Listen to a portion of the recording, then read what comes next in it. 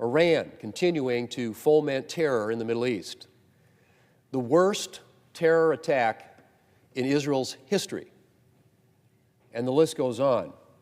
And while the Biden administration cannot be held solely responsible for all of these events, the lack of clear American leadership under President Biden has undoubtedly contributed to the unrest that we've seen internationally. The president often seems incapable of staking out a firm policy position.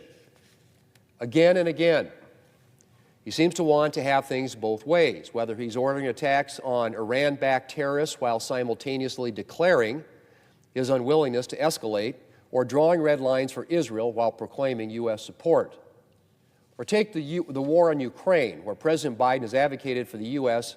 providing defense assistance while simultaneously slow-walking approval for critical combat resources, which has unquestionably contributed to the present situation.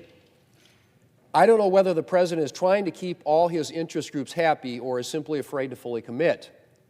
But his indecisiveness telegraphs weakness to our enemies and allies alike, just as his disastrous withdrawal from Afghanistan did, or his policy toward Iran. The Biden administration began relations with Iran on a note of appeasement, with an attempt to reinstate the Obama administration's flawed nuclear deal, and then followed that up by unfreezing $6 billion in Iranian assets as part of a deal to free American prisoners. Now, thankfully, the administration ultimately refroze those funds in the wake of Hamas' October 7, 2023 attack. But unfreezing them in the first place was a serious mistake, as were things like the Biden administration's decision to restart funding for the United Nations Relief and Works Agency, or UNRWA, despite long-held suspicions, since confirmed, that there were UNRWA staffers with ties to Islamist militant groups. These types of decisions convey a message to our adversaries, a lack of firm resolve and a willingness to compromise and accommodate. And in the face of this kind of message, it's little wonder that terrorists throughout the Middle East have been emboldened and have been attacking not just our ally Israel, but American assets and American soldiers in the region. And I have to wonder whether bodies like the International Criminal Court, which recently attempted to put Israeli leaders, in the same class as Hamas terrorists by unlawfully issuing warrants for their arrest, have also been emboldened by the Biden administration's waffling. Mr. President, as China flexes its muscle, Iran continues its proxy war on Israel, and North Korean soldiers join Russia's war on Ukraine, it's time for a return to clear American leadership on the world stage. And that doesn't mean an America that intervenes in every conflict or dictates terms to everyone. We neither can nor should attempt to become the world's policeman.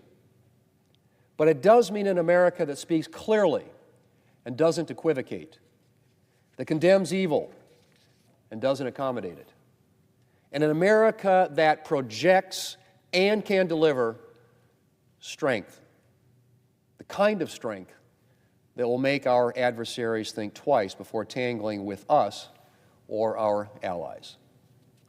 President Trump has made an excellent choice for Secretary of State with our colleague Marco Rubio. He's one of our strongest and clearest voices on national security. And between him and President Trump and other future members of the Trump administration, America's adversaries should be on notice.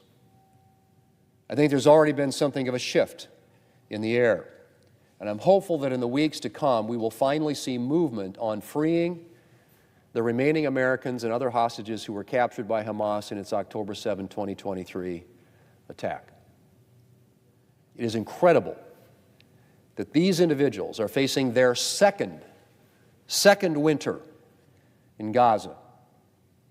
And President Trump's statement Monday about his commitment to freeing these hostages immediately should be a warning to Hamas that the United States will no longer tolerate the captivity of her citizens. Mr. President, the last few years have shown us what a world without clear American leadership looks like. I am confident that the next 4 years will show us what the world looks like with it.